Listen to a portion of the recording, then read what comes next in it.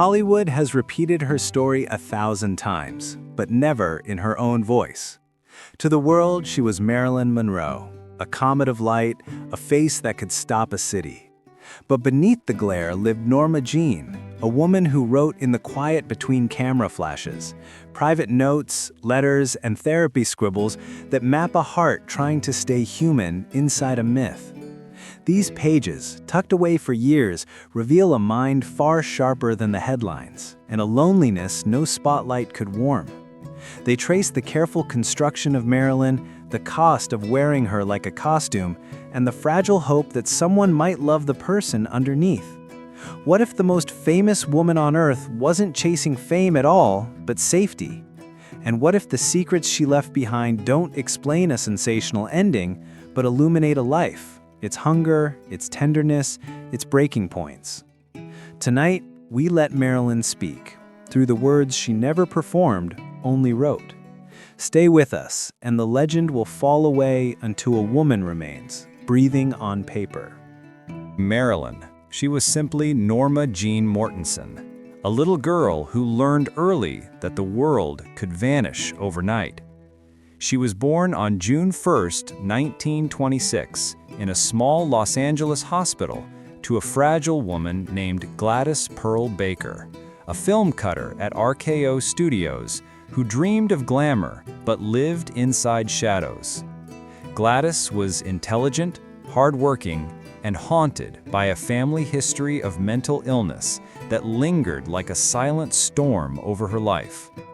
Norma never met her father. His name was missing from her birth certificate, a blank space that would echo through every corner of her heart. When Gladys's mind began to break, the little girl was taken from her arms and sent to foster homes, more than 10 in total, each with a new door, a new name, and a new set of rules. At one point, she lived with the Boland family, where she scrubbed floors before she learned to read.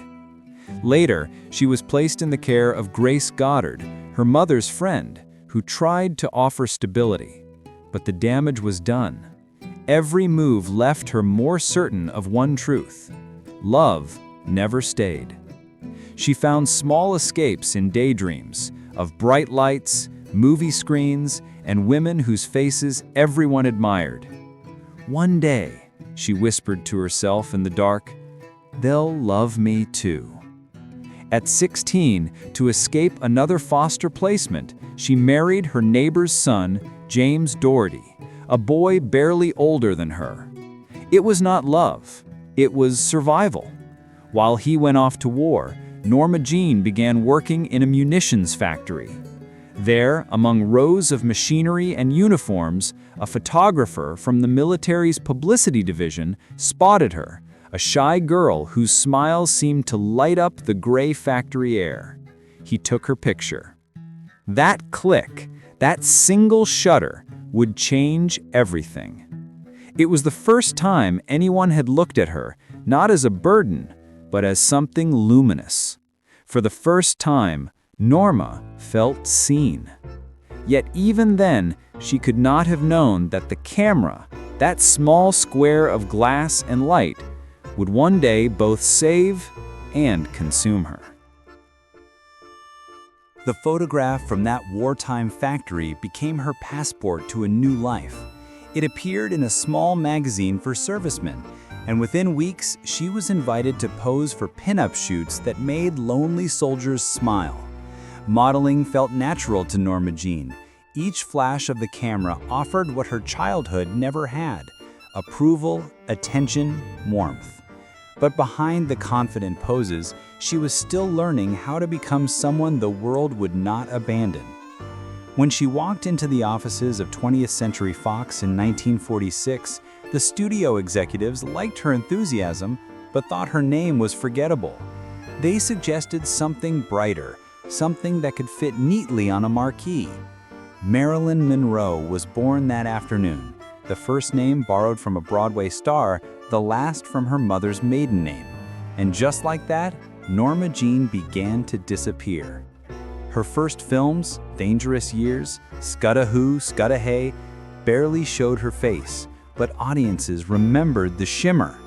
Determined, she studied acting with Natasha Lytes, practicing the way to tilt her head, how to let her voice fall like honey, how to make every glance feel like a secret. It wasn't vanity, it was armor. By 1950, small roles in The Asphalt Jungle and All About Eve caught critics' attention. The public wanted more. Fox polished her into their blonde sensation, bleaching her brown hair until it glowed beneath the lights. "You have to be sparkly," one agent said, "so they won't see the sadness." Success came quickly and brutally. Niagara turned her into an obsession. Gentlemen Prefer Blondes and How to Marry a Millionaire crowned her the reigning goddess of the silver screen. Headlines called her the girl every man wants and every woman envies. In private, she wrote, "I'm tired of being a thing called a symbol. I want to be a person." Her notebook became her refuge, a quiet counterpoint to the noise of fame. On set, she often lingered after everyone left, writing in looping cursive about fear, loneliness, and the strange emptiness of applause. When she founded Marilyn Monroe Productions in 1955 to choose her own scripts, Hollywood mocked her, but Bus Stop proved them wrong. Her performance was raw, human, heartbreaking. Critics finally called her an actress, not a joke. Yet she confided to a friend, "They still see Marilyn. They never see me." Underneath the glamour, she was drifting. The image she had created now owned her. Behind the laughter and camera flashes, Marilyn's greatest longing was never for fame. It was for love that wouldn't vanish when the lights went out. Every romance she touched began like a fairy tale and ended like an elegy. Her first great love was Joe DiMaggio, the Yankee Clipper, America's baseball hero. They met in 1952, the shy athlete and the movie goddess. To the public, they looked perfect, beauty and strength, America's golden couple. But behind closed doors, the tenderness turned to control. Joe adored the woman he thought she was, not the one she struggled to become.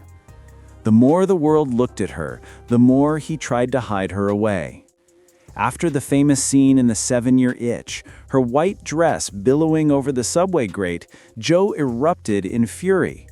A week later, she filed for divorce. In her diary, she wrote, "I guess marriage isn't for someone who belongs to everyone." A few years later, she found herself drawn to another kind of man, Arthur Miller, the Pulitzer-winning playwright whose intellect fascinated her. Marilyn believed he saw past her surface, into her mind. They married in 1956, and she called him "my gentle genius." For a time, she thought she had found peace. Yet even love built on words can break under the weight of reality. She discovered one of Miller's notebook entries where he confessed disappointment in her, the moment she later described as feeling the earth crack open beneath me. Hollywood, meanwhile, was growing crueler. Gossip columns speculated about her lateness on set, her dependency on pills to sleep, her fragile nerves. Few knew she was battling anxiety, insomnia, and the suffocating pressure to remain perfect. Her sessions with Dr. Ralph Greenson, her psychiatrist, became her lifeline. Through therapy, she wrote more, poems, fragments, notes to herself. In one, she confessed, "I live in a world of mirrors.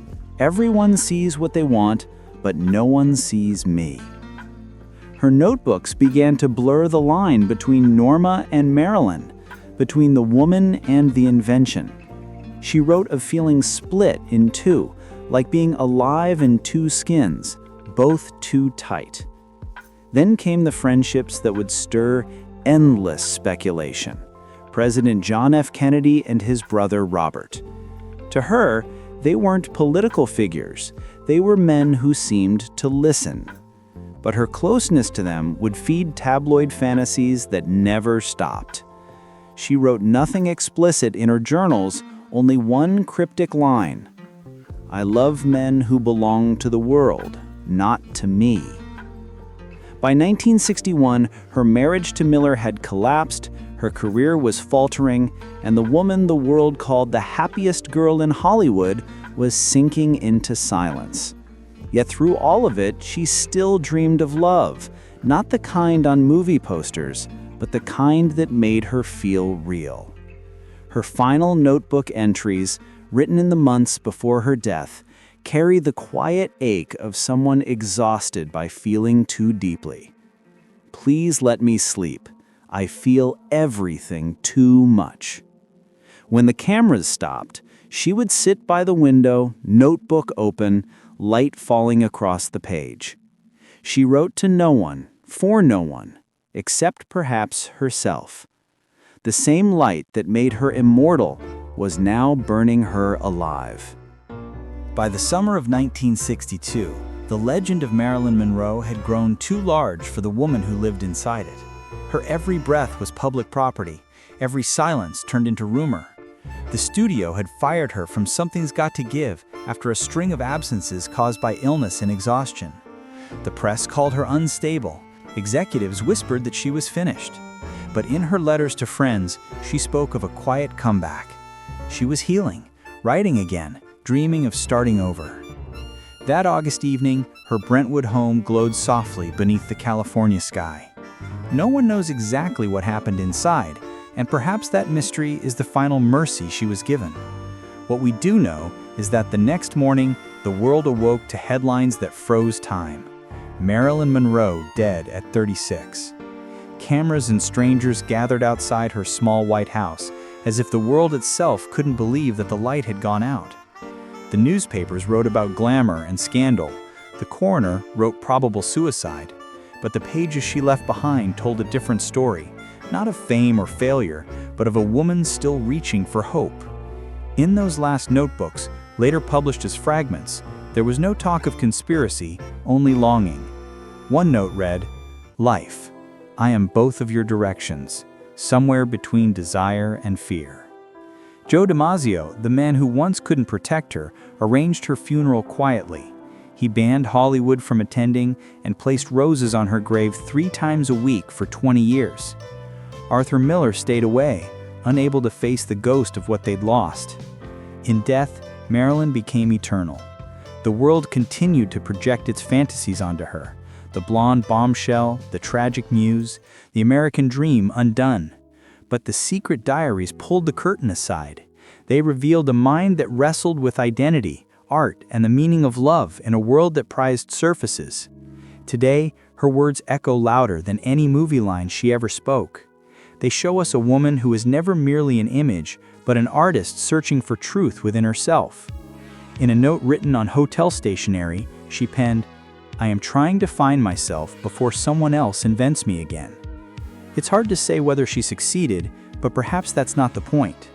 The tragedy of Marilyn Monroe is not that she died young, it's that she was never allowed to simply be. And yet, in the soft whisper of her handwriting, in the ache of her poetry, she lives.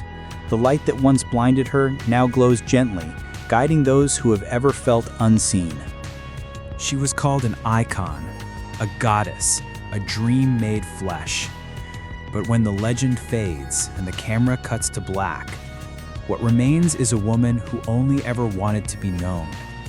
Not as a fantasy, not as a symbol, but as herself. In every page of her hidden journals, Marilyn Monroe, or rather Norma Jeane, reaches out with fragile honesty. Her words are tender, frightened, and astonishingly clear. She writes about love, fear, beauty, and the small hope that her life might mean something beyond the glare of fame. And in those unfinished sentences, she gives us a gift rarer than any performance: truth. I am good, but not an angel. I do sin, but I am not the devil. I am just a small girl in a big world, trying to find someone to love. More than 60 years later, we still chase her reflection, searching for pieces of ourselves in her story. Maybe that's why she endures, because behind the perfection of her smile was the same ache we all carry: to be seen, to be understood, to be loved without conditions. Marilyn Monroe did not belong to Hollywood. She belonged to humanity, to every soul who's ever felt both adored and invisible at once. Her light was too bright for her time, but it continues to glow softly for us now, reminding us that even legends bleed, and that beauty without truth is only illusion. If this story touched your heart, don't forget to like, share, and subscribe. Join us next time as we uncover more untold stories from Hollywood's golden age, where behind every spotlight, there's a heartbeat waiting to be heard.